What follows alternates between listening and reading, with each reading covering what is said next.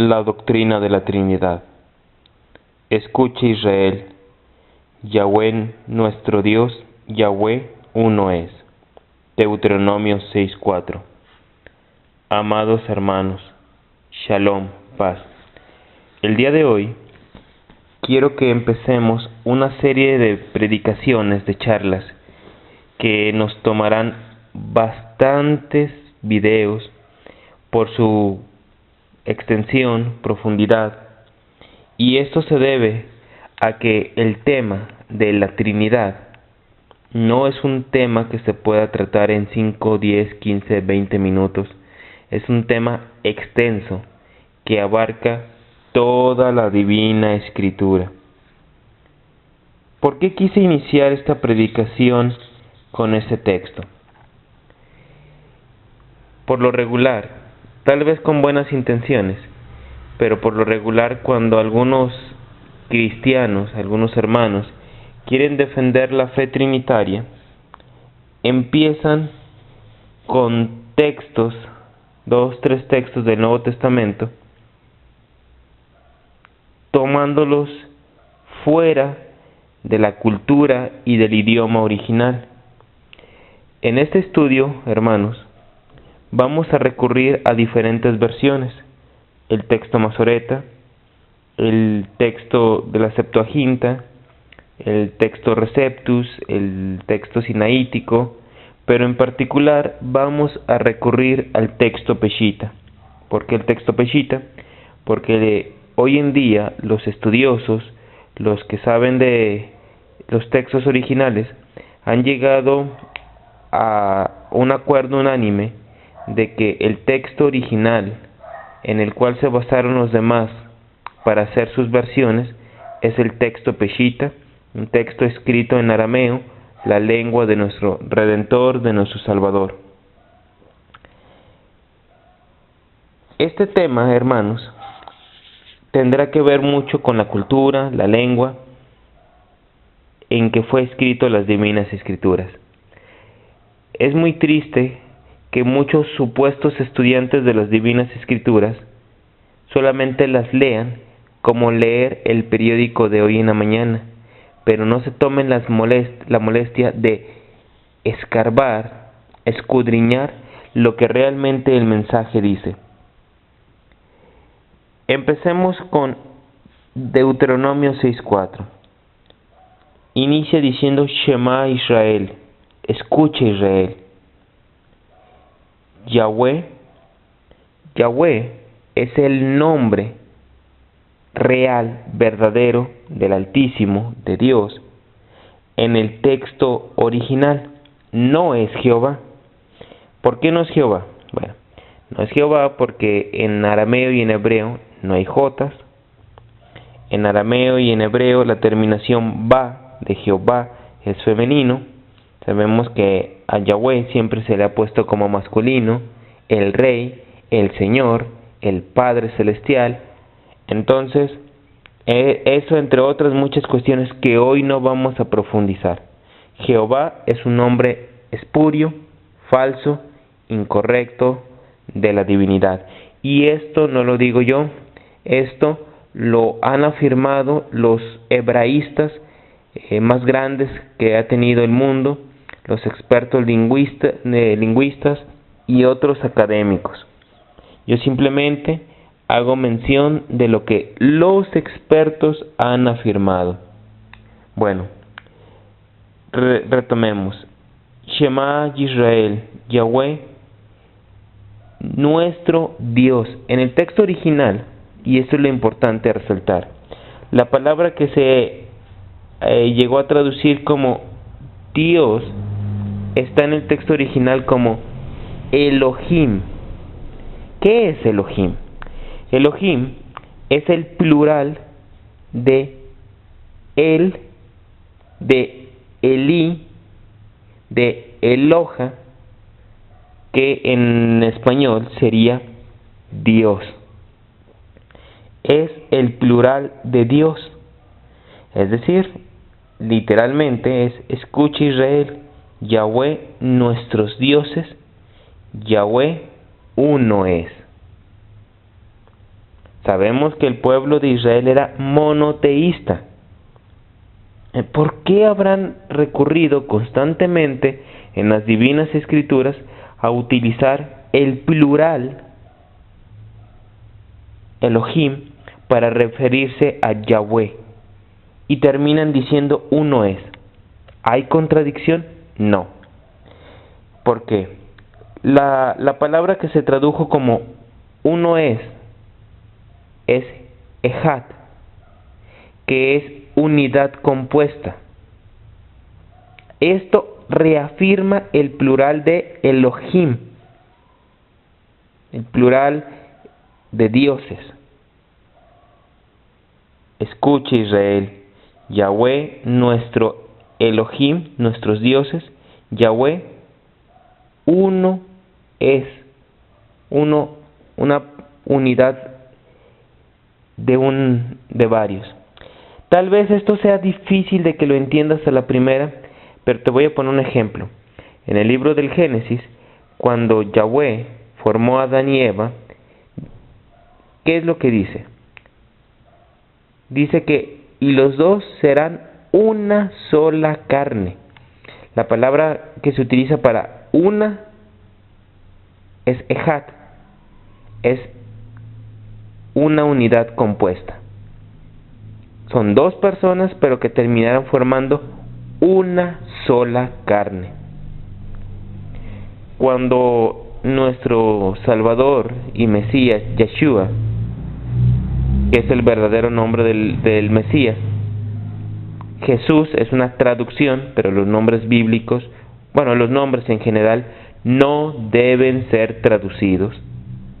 Yeshua, cuando ora por sus discípulos antes de padecer, antes de morir, dice: Padre, que todos sean uno, Ejad, una unidad compuesta. Los discípulos son muchos, pero que sean uno. Como tú y yo somos Ejad, como tú y yo somos uno, una unidad compuesta. Este versículo, Deuteronomio 6:4, en vez, y razona lo que te estoy diciendo, hermano, en vez de contradecir la fe trinitaria, la reafirma de una forma explícita, plena, total. Esto es una clara afirmación trinitaria. Vamos a analizar otro texto. Vamos a analizar Génesis capítulo 18, versículo del 1 en adelante. Dice: Después Yahweh se le apareció en la encina de Mamre, mientras él se encontraba sentado a la entrada de la tienda en pleno calor del día. Al levantar sus ojos y mirar, he aquí que había 3 varones de pie frente a él, y al verlos, corrió desde la puerta de la tienda para encontrarlos y se postró en tierra. Entonces dijo: Oh Yahweh, si he encontrado gracia ante tus ojos, no pases de largo de tu siervo. Traeré un poco de agua para que laven sus pies y tengan descanso bajo el árbol. Leí hasta el versículo 4, del 1 al 4. Analiza esto. Dice que Yahweh se le apareció a Abraham, pero Abraham vio a 3, y sin embargo, siempre se dirige a uno en singular. Vio a 3, dice el antiguo adagio, pero adoró a uno. Cuando en el libro de Génesis, capítulo 1, encontramos el relato de la creación, por ejemplo, 1:26, dice: Entonces dijo Dios: Hagamos al ser humano según nuestra imagen, conforme a nuestra semejanza, y tenga dominio sobre los peces del mar, sobre las aves del cielo, sobre el ganado, sobre toda bestia de la tierra y sobre todos los reptiles que se arrastran sobre la tierra. Dios está hablando con alguien. No puede ser ni un ángel ni un arcángel, porque dice hagamos. Solamente hay un ser que puede tener el título de creador, y es Yahweh. Por tal motivo no puede estar hablando con ángeles, porque dice hagamos. Y además añade, a nuestra imagen y a nuestra semejanza. Los ángeles, por más gloriosos que sean, jamás podrán compararse con el Altísimo, con Dios. Y sin embargo, este texto es poco conocido en realidad, pero es una clara afirmación de la Trinidad. Hagamos al hombre a nuestra imagen y semejanza. También dice más adelante el libro del Génesis, cuando sucede el caos de la Torre de Babel, Dios dice, bajemos y confundamos su idioma. Es otra clara afirmación de la divinidad. Pero vamos más allá de todo esto. Es curioso que algunos títulos, algunos pasajes de la antigua alianza, donde se hace una mención clara de Yahweh, se aplican directamente a Yeshua o al Ruach Kadesh, al Espíritu Santo. Por ejemplo, en el Salmo 23 se dice que Yahweh es mi pastor, nada me faltará. Y en Juan 10 encontramos que Yeshua es el buen pastor. Por ejemplo, encontramos en Salmo 144:1, encontramos, por ejemplo, en textos como Isaías 44:8, Deuteronomio 32:15 y 18, Isaías 51:1, textos claros que se afirma que Yahweh es la roca. Y aclara que es la única roca, que Él no conoce ninguna otra roca. Sin embargo, en Mateo 16:18 y en 1 Corintios 10, del 1 al 4, Yeshua dice que Él es la roca. San Pablo dice que Yeshua es la roca. ¿Por qué? No son dos rocas, solo hay una roca. Es otra clara afirmación de la divinidad. Por eso suena tan absurdo que los católicos romanos digan que Pedro era la roca, porque sería ponerlo en igualdad a Yeshua, al Padre Celestial y al Espíritu Santo. Esto es una aberración. Esta afirmación es totalmente una locura. Por ejemplo, hermanos, el libro de Proverbios, capítulo 30, versículo 4, dice que hay dos nombres que debes de saber y pregunta si los conoces. Esto, hermanos, debería terminar con toda la controversia sobre la divinidad de Yeshua. Dice 34, ¿quién ascendió al cielo y descendió?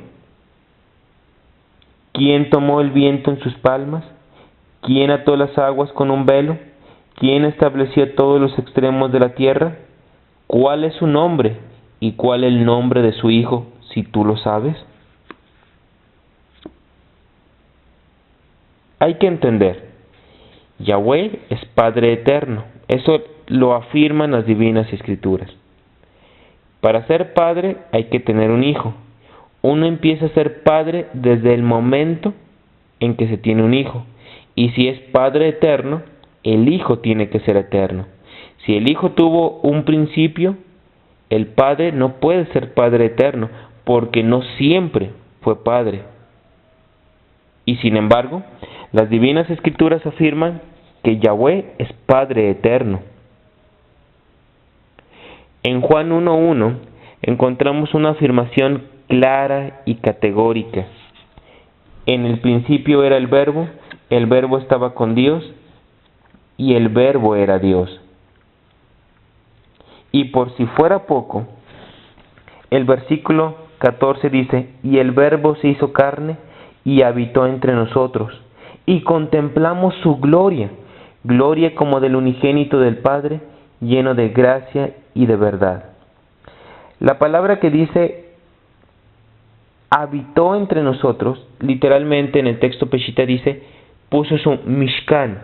Mishkan es la palabra que se tradujo como tabernáculo. El tabernáculo era donde habitaba la gloria de Yahweh. Cuando se dice que Yeshua puso su Mishkan, su tabernáculo en medio de los hombres, está diciendo que Yeshua es Yahweh. Y reafirma esto diciendo, y contemplamos su gloria. Pero, hermanos, te invito a que razones esto. No solo lo leas por leer. Hablar de la gloria de Yeshua es importante, porque las divinas escrituras nos dicen que el único que tiene gloria es Yahweh, y que Él no compartirá su gloria con nadie más. Él no comparte su gloria con nadie.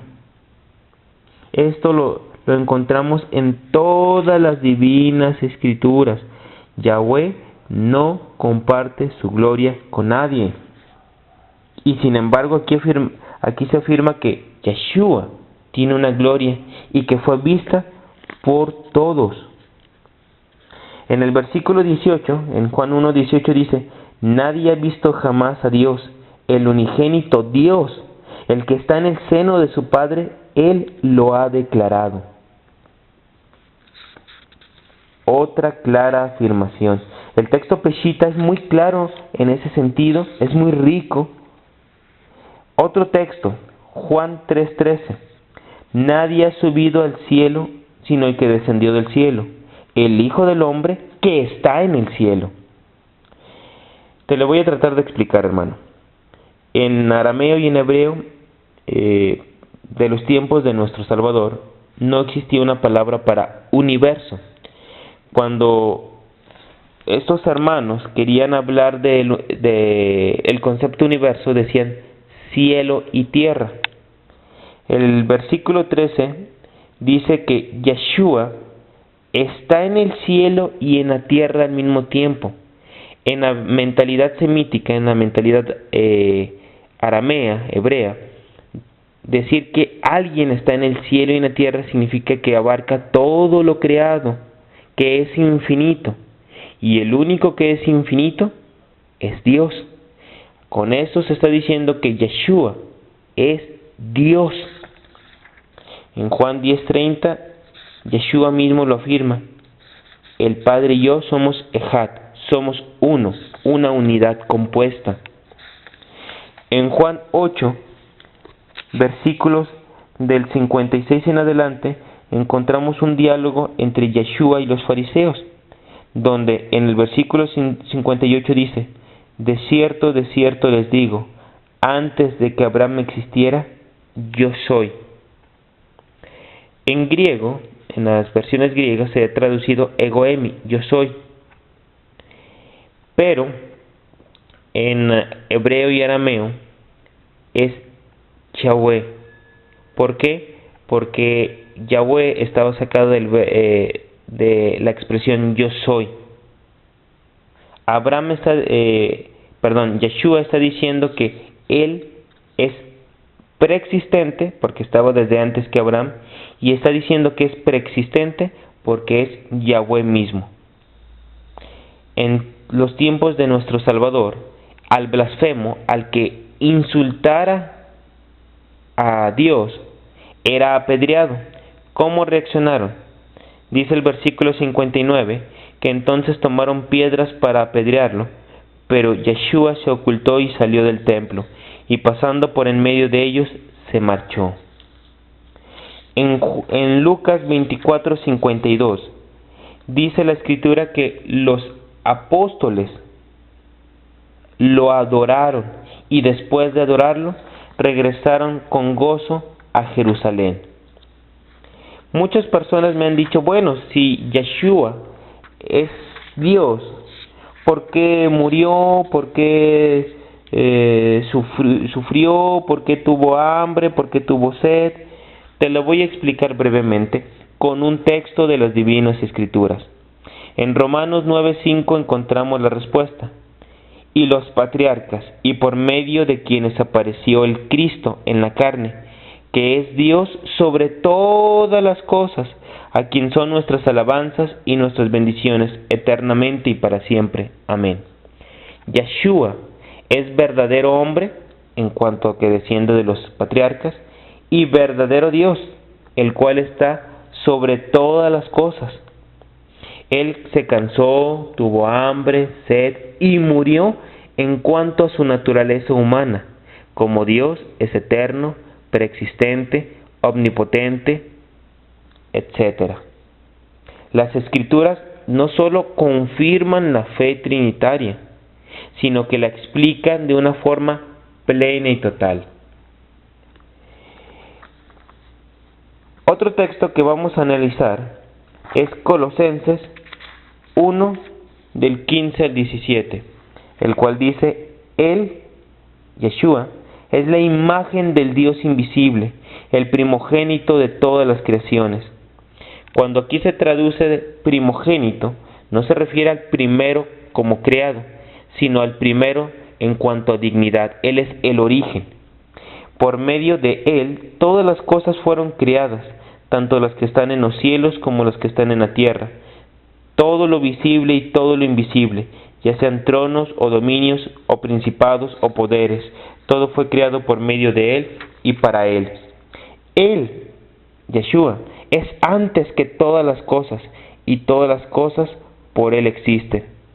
Él es la cabeza del cuerpo que es la iglesia, porque Él es el principio y el primogénito de entre los muertos, para que Él tenga la primacía en todo, porque agradó a Dios que habitara en Él toda la plenitud. Aquí está explicado meticulosamente el papel de Yeshua. Es Dios mismo, es creador, es la cabeza, y dice que Él tiene la primacía en todo. En breve estaré publicando la continuación de este video. Que Yahweh te bendiga.